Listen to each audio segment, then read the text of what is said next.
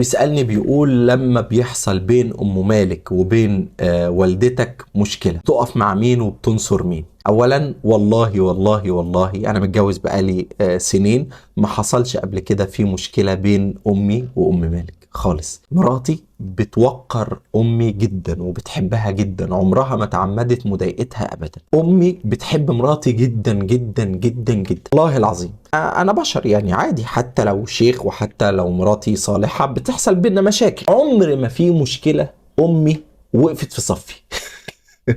عمر ما في مشكلة بيني وبين مراتي أمي وقفت في صفي. لازم تنصر أم مالك عليا، تقول لي هي طيبة غلبانة أنت اللي مفتري. ياما ده أنت اللي مفتري، هي طيبة وغلبانة، هي الظهر الشديد والركن الشديد تمام لمراتي عد الله طبعا.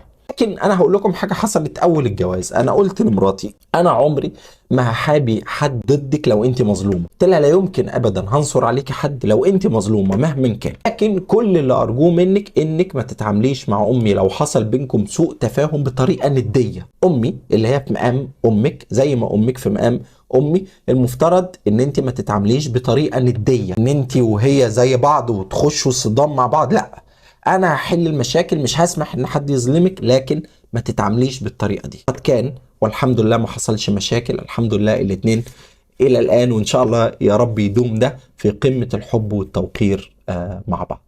بس كده، مع السلامه.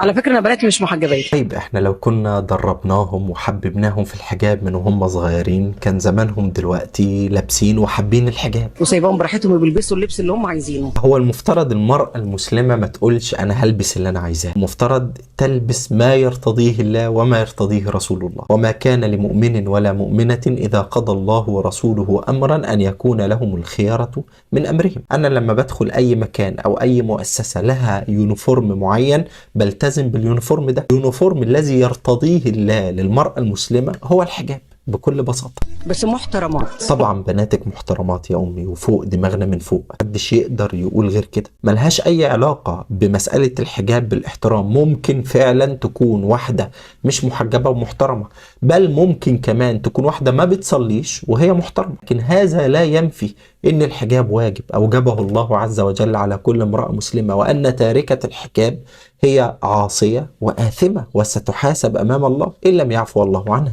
ومش عايزاهم يتحجبوا على فكرة. والله زعلتيني يا أمي، والله قهرتيني، يعني مش عارف أقول لك إيه. أنا اتحجبت على كبر من تعليقات الناس. إذا كنت حضرتك اتحجبتي عشان ترضي الناس، ليس من باب أولى إنك تتحجبي لإرضاء الله؟ ما كنا نتعامل بنفس المنطق ده مع ربنا. لما نجعل الله أهون الناظرين إلينا؟ أنا مسلمة بصلي وبصوم وبعمل عمرة وبحج والكلام ده. اللي فرض الصلاة والصيام والحج والعمرة هو اللي فرض الحجاب. اللي قال أقيموا الصلاة هو نفسه اللي قال وليضربن بخمورهن على جيوبهن. بنمسك في حاجة وبنترك حاجة، كلها أوامر من عند الله. أصل شعري مش هيعمل حاجة يعني. حضرتك أولا مش راجل عشان تعرفي إن شعر المرأة فتنة ولا لا. ثانيا اي حد يقدر يقول ان فعلا شعر المرأة من الاشياء اللي بتزيد في جمالها حتى لو مش فتنة. طالما ربنا قال ان هو فرض الحجاب يعني وان احنا نستر الشعر، مفترض ان احنا نقول سمعنا واطعنا. على العموم ربنا يبارك فيك يا امي ويحفظ لك ولادك ويرزقهم بالحجاب ويرزق بنات المسلمين كلهن الحجاب.